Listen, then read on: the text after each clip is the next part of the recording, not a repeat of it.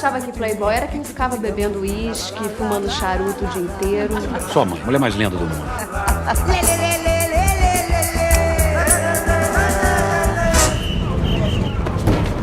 Seus documentos. Anda, anda!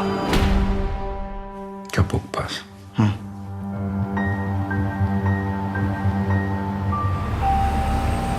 Tá ficando perigoso demais aqui, Rubens. Deputado Rubens Paiva. E eu já volto, filho. Did you know Walter beforehand? Do you know each other from the circuit? How did he kind of approach you to play Eunice? Well, we did this film 30 years ago called Foreign Land. Oh. And it was a film right after the dictatorship about when Brazil was coming back to democracy, but totally bankrupt. So it was about a kind of self-exile of a lot of Brazilians because of economics. And so we did Foreign Land, and Foreign Land was a formative movie for Walter, I think. I could see that that was the foundation of him as a director, I think. He understood that he liked to work with small crews, just like the way he does documentaries, and he would like to have everybody as a co-author. And then lately, I could see him doing that with Central Station, with my mother. And so, and we did another film, a short one later, and I thought that was it. Walter would never come back.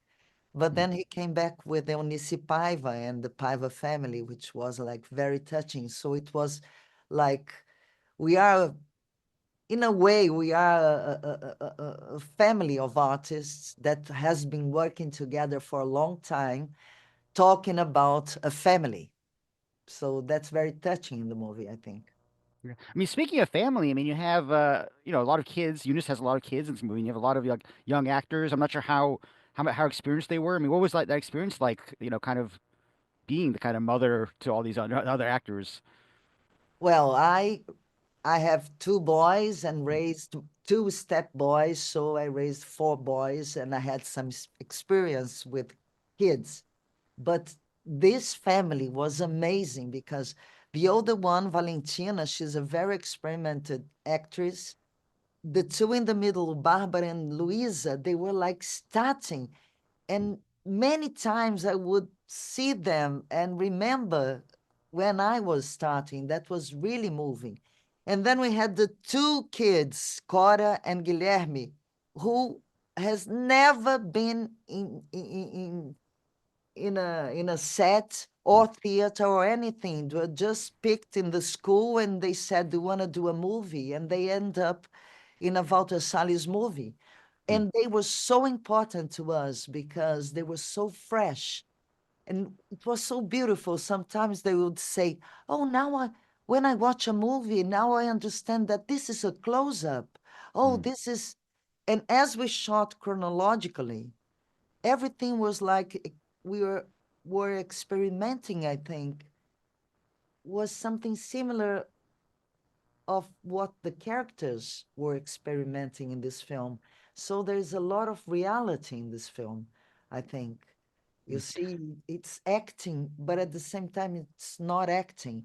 A bit like the way a kid act, I think, in life when they play, you see. And they teach us a lot about it. Now, did you want to talk to Marcelo or any of the surviving family to find out more about Eunice or the story, or did you kind of just rely on the screenplay and Walter to answer any questions you had? Of course, the whole family, they were very close to us, and Marcelo Rubens Paiva, who wrote the book, he's a great friend, has been a friend for many years. We know him a lot. Oh, wow. So, yeah, but the main thing, I think, was for me to watch Eunice, the interviews of Eunice. That was so mysterious because this woman, even when she was talking about a tragedy, she had this smile on her face. She had this gentleness, but very persuasive, very intense, but with a smile. So this mixture of femininity and power. There's, I mean, Eunice, the interviews for me was really, really important, I think. And to just jump under her skin and experiment to live in that state of restraint, of not showing the emotions and feeling it so deeply. And I think that's the difference in this movie. You see, as she's someone who doesn't show her emotions, but you can feel how, I mean, how deep they are, the audience creates this empathy with this woman. I mean, you feel for her. You want her to scream, and as she doesn't scream, you scream inside. And this is something new in this movie, the way you feel. It's a movie that you go and you, a friend of mine from New York, he said, it's been such a long time that I go to a movie that makes me feel what I'm feeling now. So this is Eunice's reaction, I think. Listen, thanks a lot. It's so nice to meet you. I'm a little embarrassed. I do research for these interviews, and I did not know that Fernanda Montenegro was your mother. So when it cuts to her at the end, I was like, oh my God, they look identical, and I not realized that she was your mother. Yes, So, but you know, it's happening to a lot of people in Brazil, just take it for granted that everybody knows. But yeah. here yesterday, some people were like asking, is it CGI? Is it artificial intelligence? No, it's genetics. Yeah. Yeah, listen, Scott, thank you so much. I'll talk to you thank you soon. very Thank you. much. Bye-bye. A tática do desaparecimento é uma das mais cruéis. Como é que alguém entra na tua casa, leva o teu marido, leva ele preso e depois diz, sumiu?